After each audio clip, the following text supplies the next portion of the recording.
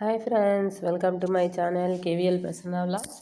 ఈరోజు నేను అలసందలు అనపగింజలు కూర చేసుకుంటున్నానండి. పులుసులాగా కూరలాగా చేసుకుంటున్నానండి. అనపగింజలు తీసుకున్నాను కదండి. ఇలాగా అన్నీ వాష్ చేసి పెట్టేసుకున్నానండి నేను. తర్వాత ఆనియన్స్, ఉర్లగడ్డ, టమోటా తరిగి పెట్టుకున్నానండి. ఇవి మనకు చపాతీలో కూడా చాలా బాగుంటుందండి.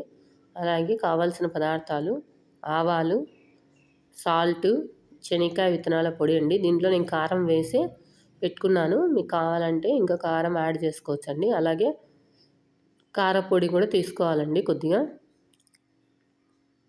కావాలంటే కారం యాడ్ చేసుకోవచ్చు. నెక్స్ట్ చెక్క, మొగ్గ తీసుకోవాలి. జీలకర్ర కొద్దిగా తీసుకోవాలి. నేను కుక్కర్లోనే పెట్టుకుంటానండి. అలాగే కుక్కర్ విజిల్ పెట్టేస్తాం కాబట్టి కుక్కర్లోనే పెడుతున్నాను. కుక్కర్లో ఆయిల్ వేసేసాక ఆయిల్ హీట్ ఎక్కిందండి. బాగా ఆవాలు వేసాను. నెక్స్ట్ మనం తీసుకున్నాం కదండి జీలకర్ర, చెక్క, మొగ్గ కూడా వేసేసుకున్నామండి.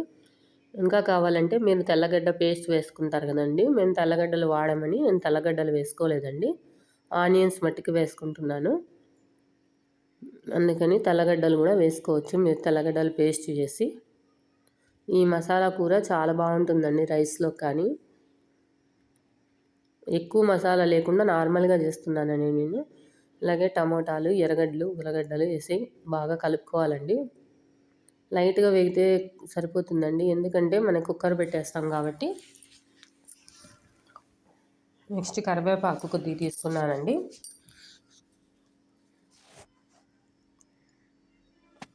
బాగా వేయించుకోవాలండి. బాగా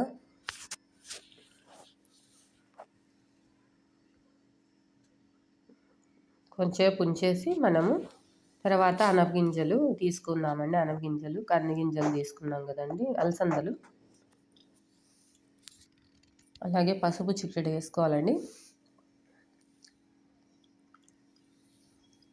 అలసందలు బాగుంటాయండి కూర చేసుకుంటే. మనము బయట ఎప్పుడన్నా దొరికినప్పుడు అలసందలు కూర చేసుకుంటే చాలా బాగుంటుందండి, టేస్టీగా. పైగా గింజల్లోనే మనకు ఎక్కువ మాంసకృతులు ఉంటాయండి.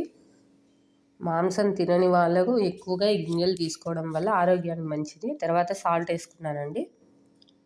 తగినంత సాల్ట్ వేసేసుకున్నామండి ఒకటేసారి.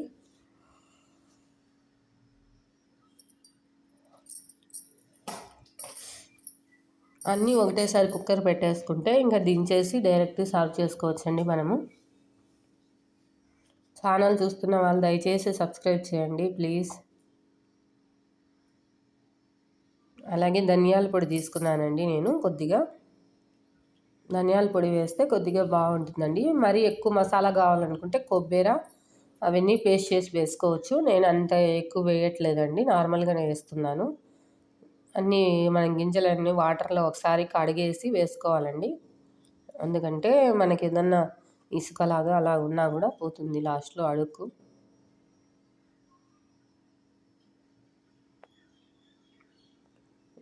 బాగా అన్నీ వేసేసుకున్నాం కదండి. ఇదంతా కూడాను మనం బాగా కలుపుకొని కొంచెంసేపు ఉంచాక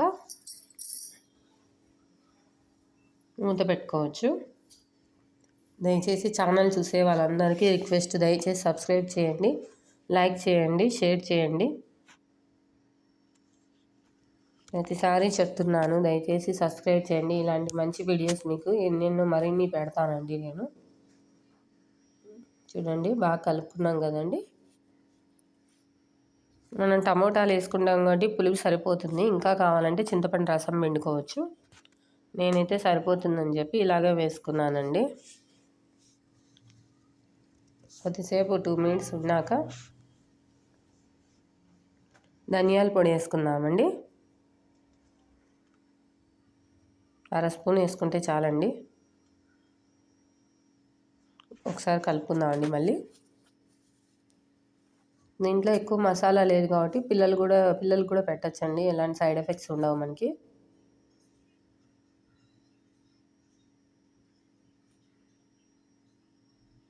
శనక్కాయ విత్తనాల పొడి అండి. దీంట్లోనే నేను కారం యాడ్ చేశాను, కాకపోతే ఇంకా కొద్దిగా కారం కావాలి కాబట్టి మనం ఒక 1/2 స్పూన్ వేసుకుందామండి.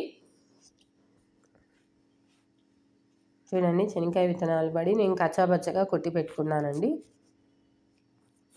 మీకు ఈసారి శనక్కాయ గింజల విత్తనాల పొడి కూడా చేసేది చూపిస్తానండి. అంటే శనగగింజల విత్తనాల పొడి అంటే పల్లీల పొడి అండి, కొంతమందికి అర్థం కాకపోవచ్చు. చూడండి ఇలా బాగా కలిపేసుకుందామండి. నెక్స్ట్ కారపొడి వేసుకుందామండి కొద్దిగా. నేను ఇది మిషన్లో ఆడిచ్చి తెచ్చిన పొడి అండి, కాబట్టి తక్కువే వేసుకుంటానండి. ఏ దానికైనాను ఎక్కువ వేసుకుంటే కారం ఎక్కువ అయిపోతుంది. బయట తెచ్చి చేసే పొడి కాదండి ఇది, ప్యాకెట్ పొడి కాదండి. నేను ఎక్కువ ఇదే వాడతానండి.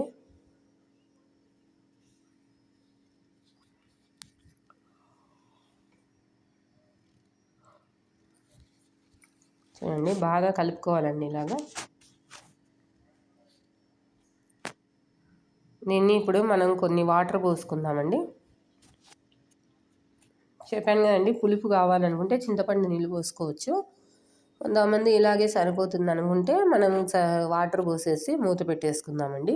ఒక 3 విజిల్స్ సిమ్లో రావాలండి. వచ్చాక మనకు డైరెక్ట్ సర్వ్ చేసుకోవడమే. కొత్తిమీర గార్నిష్ చేసుకోవచ్చు. కొత్తిమీర లేకపోతే అలాగే మనం కలుపుకోవచ్చండి. కుక్కర్ విజిల్ వచ్చేసింది. ఇలా చూడండి, గింజలు అనప గింజలు, అలసంద గింజలు చాలా బాగా ఉడికిపోయాయండి. అలాగే పొటాటో కూడా బాగా కనిపిస్తుంది మనకి. ఇలా ఉండడం వల్ల చపాతీకి కూడా చాలా బాగుంటుందండి. టేస్టీ అయిన వంట అండి ఇది. దయచేసి ఛానల్ చూస్తుంటే సబ్స్క్రైబ్ చేయండి, లైక్ చేయండి, షేర్ చేయండి.